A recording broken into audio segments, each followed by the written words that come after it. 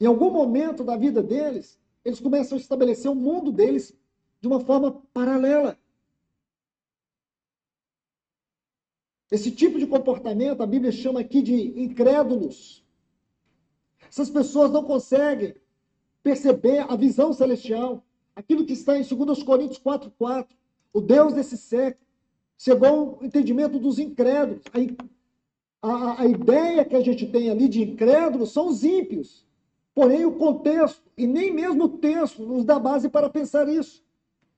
Chegou ao entendimento dos incrédulos, para que não lhes resplandeça o evangelho da glória de Deus em Cristo Jesus. E este, Cristo, é a imagem do Deus invisível. Aqui são pessoas que não conseguem perceber. Esse texto aqui, aonde aponta para os incrédulos, para a incredulidade, é para os cristãos. Pessoas que mesmo tendo convertido, numa experiência de novo nascimento, eles transformaram o novo nascimento em religiosidade. Exatamente. Por isso não avançam, não crescem, não conseguem entender a vida cristã num plano mais alto. Vivem sempre na mediocridade. E eu vou dizer que é por causa da arrogância, do egocentrismo, do eu quero, da familhinha, meu filhinho, que bonitinho.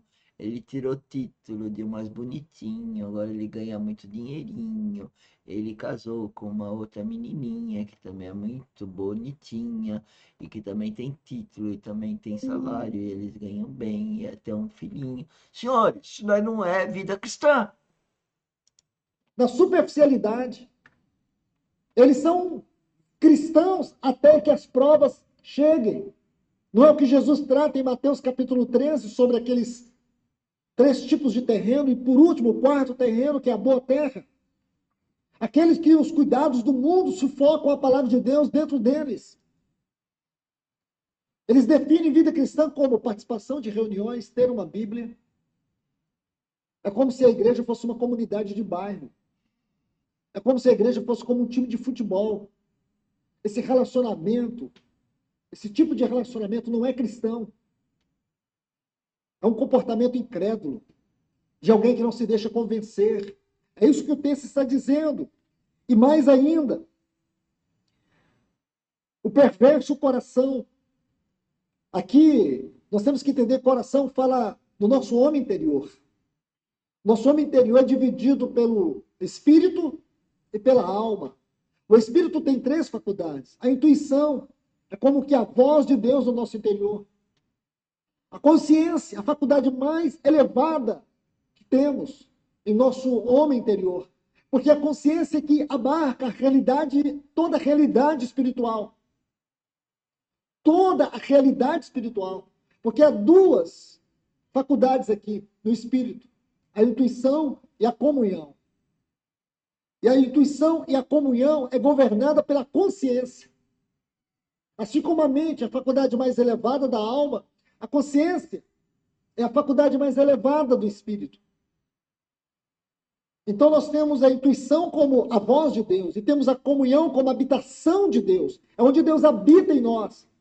É onde nós somos cheios do Espírito Santo. É onde o Espírito Santo habita no cristão. Então essa faculdade chama comunhão, onde todas as realidades espirituais Isso não é religião, é vida espiritual. são desfrutadas na comunhão, e a comunhão está ligada às emoções em nossa alma. É muito importante a comunhão que governa as nossas emoções. Não são as emoções que governam a comunhão. Isso é no homem caído, não no homem espiritual. E as faculdades da alma é mente, vontade e emoções. É o que penso, o que sinto, o que quero.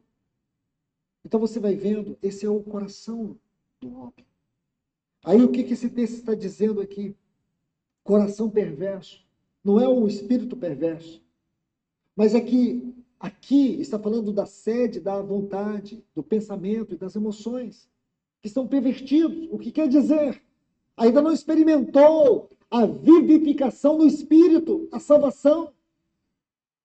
Digo com muita tristeza, sim, irmãos, Existem muitas pessoas no nosso meio que, embora digam professar a verdade, participam da mesa, estão no nosso meio, porém nunca verdadeiramente converteram. Eu sei que é difícil admitir isso, mas nós não podemos deixar de tocar nessa ferida, porque só assim eles poderão se convencer de que a maneira como eles receberam o evangelho é uma maneira errada, distorcida, que eles são apenas religiosos. E essa Senhores, veja que ele está falando para a assembleia dele, para pessoas que vão na dita igreja, que vão lá. Imagina aqueles que não vão. Imagina aqueles que são religiosos, mas nem vão. Vale para todos nós. forma de Deus, com a sua poderosa palavra, penetrar no coração deles e salvá-los. Ainda são escravos de pecados e de práticas que desonram a Deus. Não tem progresso. Você conhece um irmão em um ano, passa 10 anos, é a mesma pessoa, não tem progresso. Não tem avanço. Esse é uma forma muito bacana de você verificar se você é um cristão verdadeiro. Ou se o seu marido é um cristão verdadeiro. Se o seu filho, se o seu pai, se a sua mulher, se o seu netinho é um cristão verdadeiro. Como? Progresso. Você, para progredir na vida, você tem que, segundo o mundo, né? Você tem que ter títulos, empregos, cultura, né? Mais dinheiro, mais carro, mais poder, mais trabalho, mais título, bom, enfim. E no reino de Deus? Isso não vale nada se não tiver mais Cristo. Se você não estiver em Cristo, se você não fazer isso por Cristo, para a glória de Deus, se você não desenvolve um relacionamento com o Espírito Santo e vai crescendo nesse relacionamento e vendo o que ele quer que você faça.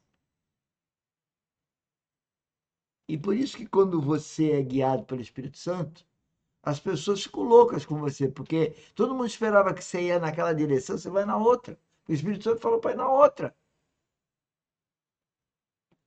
Não está na Bíblia isso? Paulo ia para um lugar, o Espírito Santo falou, não, vai para o outro. Parece que as pessoas não entendem que tudo que está na Bíblia vale para nós. Não é uma história do passado, não. É uma realidade que agora, eternamente, mesma coisa. É espiritual. Não tem espiritualidade profunda, não tem amor à palavra. Ficam correndo atrás de Deus. É muito mais para que Deus resolva os seus problemas e com medo do inferno do que em busca de um relacionamento de intimidade e profundidade. Como que essas pessoas podem entrar no santuário celestial? Como que essas pessoas vão entender que existe um caminho de glória? Como vimos ontem, Cristo está nos conduzindo à glória. E essa condução, essa experiência, ela não é só um fato no futuro, mas ela é uma realidade presente. Como que uma pessoa vai sentir essa realidade presente? Por isso que hoje, esse tipo de ministério de coach, esse ministério que muitos hoje amam, que é a comédia gospel, os pregadores, comediantes, fazem tanto sucesso, porque eles são cercados por um grupo muito grande de pessoas que não tiveram uma visão celestial em sua conversão. Nenhuma visão. Nós queremos fabricar uma conversão no modelo da igreja do século XXI. Nosso modelo de conversão é aquele modelo lá de Atos. Veja, quando Paulo converteu, ele teve uma visão celestial. Nós queremos, irmãos, reduzir o evangelho à nossa cultura. Isso é impossível. O evangelho de Cristo não se amolda a cultura nenhuma. Então nós hoje temos o privilégio de estar sendo sacudidos pela palavra de Deus, porque o nosso amém é uma concordância de que esse é o caminho que Deus tem para nós e essa é a vida que nós queremos nesse tempo. Uma igreja medíocre, cristãos medíocres, cristãos carnais, cristãos incrédulos não subsistirão esse tempo do fim, mas cedo ou mais tarde estarão seguindo o anticristo. Nós não seremos seguidores do anticristo, nós somos seguidores do Cordeiro aonde quer que ele vá. Então, Vamos escutar isso de novo, pessoal, porque eu acho que a gente não quer escutar as coisas. Vamos lá.